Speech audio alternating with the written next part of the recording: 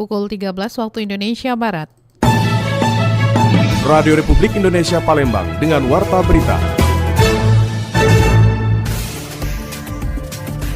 92.238 sambungan air akan terdampak dari penghentian distribusi air hari ini.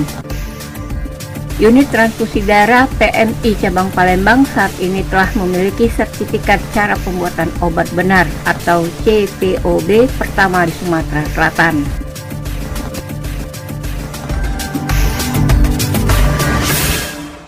Pendengar, itulah diantaranya beberapa informasi yang kami hadirkan siang hari ini, Rabu 18 Juni 2025 yang berhasil dihimpun tim redaksi Radio Republik Indonesia Palembang. Saya Tata Edin, sinilah Warta Berita selengkapnya.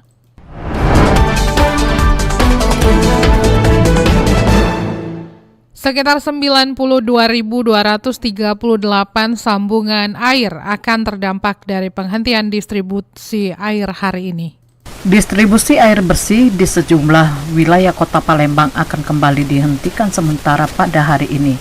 Langkah ini dilakukan Perumda Tirta Musi karena adanya perbaikan kebocoran pipa berdiameter 900 mm yang menyalurkan air baku dari Itek Karanganyar menuju instalasi pengolahan air atau IPA 3 Ilir. Sedikitnya 26% pelanggan atau sekitar 92.238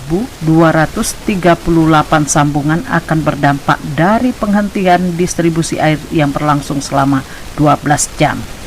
Direktur Operasional Perumda Tirta Musi Palembang Rahmat mengatakan proses normalisasi diperkirakan membutuhkan waktu hingga 2 kali 24 jam. 5 wilayah pelayanan akan merasakan dampaknya, yakni seluruh area unit pelayanan 3 Ilir serta sebagian wilayah Kalidoni, Sakokenten, dan Rambutan. Ini mungkin tebakan usia karena pipa steel berkarat di posisi penyambungan washout pipa kita. Kita ada pipa transmisi air baku yang memang secara periode kita lakukan fase untuk mengurangi endapan di dalam pipa kita. Mudah-mudahan dengan perbaikan kedua ini dapat meningkatkan produksi di IPA 3 Ilir. Perbaikan ini pihaknya melakukan untuk meningkatkan kapasitas produksi dan menjaga kontinuitas layanan kepada pelanggan. Lamsihar Siltonga melaporkan.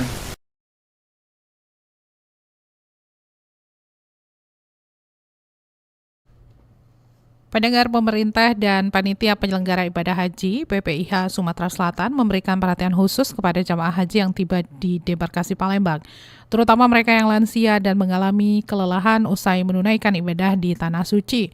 Pemeriksaan kesehatan dilakukan secara ketat oleh tim Balai Karantina Kesehatan bahkan sebelum jamaah turun dari pesawat. Setibanya di Asrama Haji Sumatera Selatan, PPIH telah menyiapkan ruang istirahat khusus untuk jamaah yang membutuhkan penanganan lebih lanjut. Fasilitas ini utamanya ditujukan bagi jamaah lansia dan mereka yang tampak kelelahan akibat perjalanan panjang dari Arab Saudi. Sekretaris Daerah Provinsi Sumatera Selatan Edward Chandra mengatakan kesehatan jamaah menjadi prioritas Pemprov Sumsel. Jika ada yang menunjukkan gejala sakit akan langsung dikarantina agar tidak membahayakan jamaah lainnya. Dan tentu himbauan kita Bapak Ibu memastikan bahwa Bapak Ibu tidak membawa penyakit menular ke keluarga Bapak Ibu. Ya, khususnya keluarga Bapak Ibu dan masyarakat sekitar. Apabila ada Langkah ini diambil sebagai bagian dari komitmen Pemprov Sumsel untuk memastikan seluruh jamaah kembali ke daerah asal dalam kondisi sehat dan aman. Selain itu, pendengar, screening lanjutan juga dilakukan untuk mendeteksi potensi penyakit menular yang mungkin terbawa selama perjalanan.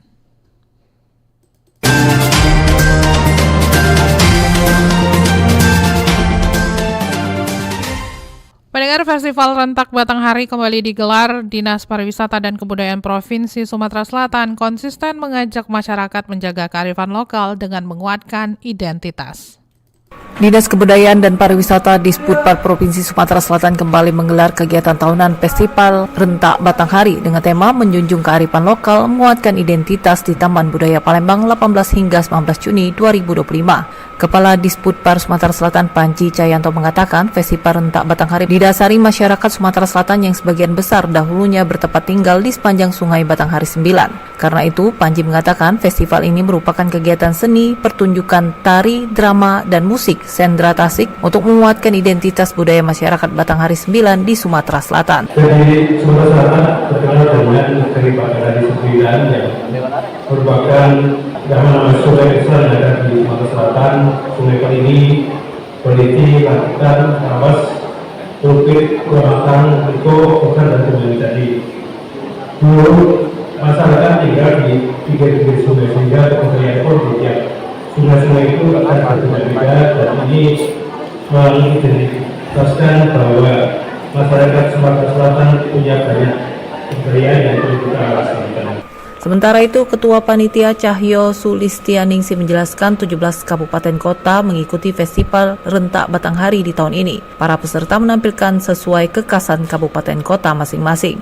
Salah satunya dari Kabupaten Pali yang kembali menunjukkan tarian drama pembuatan tenun songket di sekitaran sejarah Candi Bumi Ayu. Pembina tim kesenian Kabupaten Pali, Siska Atira, mengatakan untuk kesekian kalinya mengikuti Festival Rentak Batanghari dengan pertunjukan drama, tari, dan musik. Pali gitu kan, mulai dari cerita mereka menemukan bahan bakunya dari hutan lah istilahnya. Itu kan tadi kan ada properti yang ceritanya tentang di hutan, sampai itu ceritanya di zaman lampau sampai sekarang.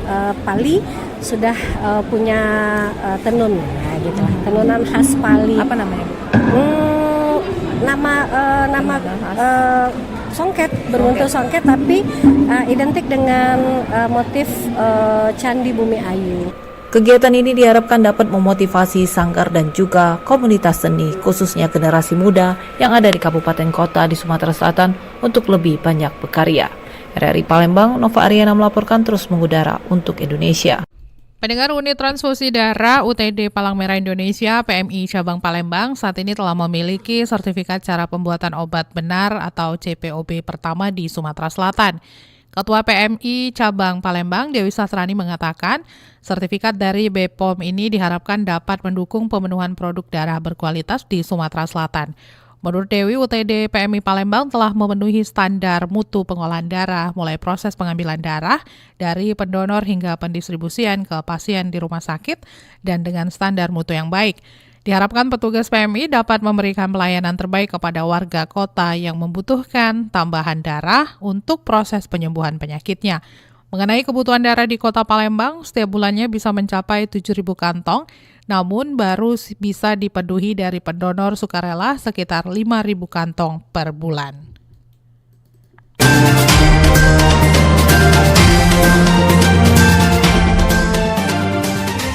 Dari Palembang selanjutnya kita beralih ke Banyuasin. Dinilai tidak manusiawi, DPRD Banyuasin sidak PT Bumi Pasir Putih. Masalah tersebut diantaranya upah harian di bawah ketentuan, tunjangan hari raya atau THR yang tidak sesuai standar, serta tidak adanya jaminan BPJS Ketenagakerjaan dan Kesehatan.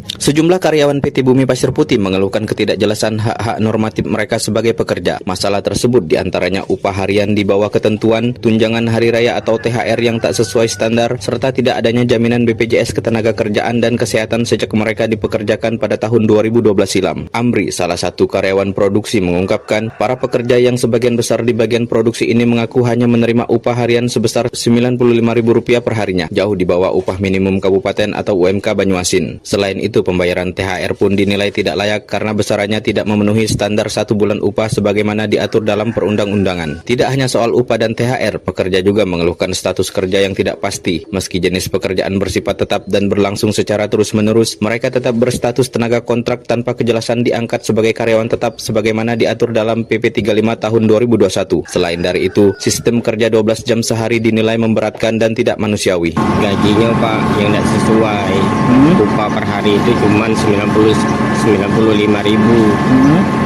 Nah, terus THR juga. Apa THR? THR itu jauh dari kata UMR Pak. Tapi dibayarkan? Dibayar Pak. Tapi tidak full ya? Tidak full, tidak sesuai dengan UMK Pak. BPJS sama tenaga kerjaan? Nggak ada Pak. Sudah berapa lama pegawai? Dari tahun 2012 Pak.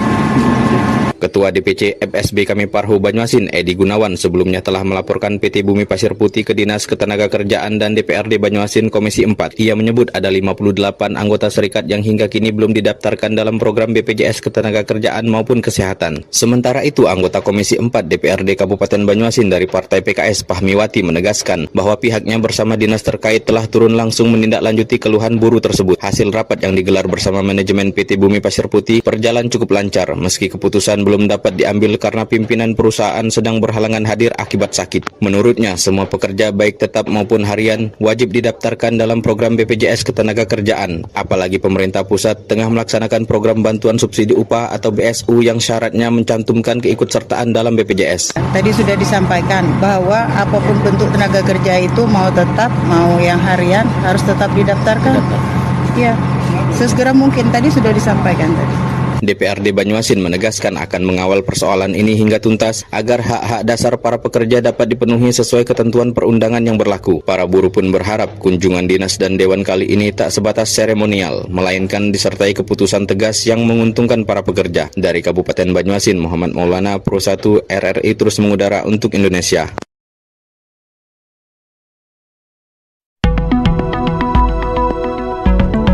Pendengar, informasi tadi sekaligus mengakhiri Warta Berita Siang ini produksi Radio Republik Indonesia Palembang. Informasi lainnya dapat Anda akses melalui website kami di rri.co.id dan WhatsApp channel RRI Palembang. Juga ikutilah media sosial terverifikasi kami, Facebook, Instagram, TikTok, dan X @RRI Palembang. Kami juga membuka ruang aspirasi bagi Anda untuk menyampaikan sejumlah persoalan dan peristiwa yang berada di sekitar Anda. Melalui line WhatsApp di 0821 79279090 serta pesan chat melalui aplikasi RRI Digital. Mewakili kerabat kerja yang bertugas, saya Tata Edins mengucapkan terima kasih atas perhatian Anda. Selamat siang.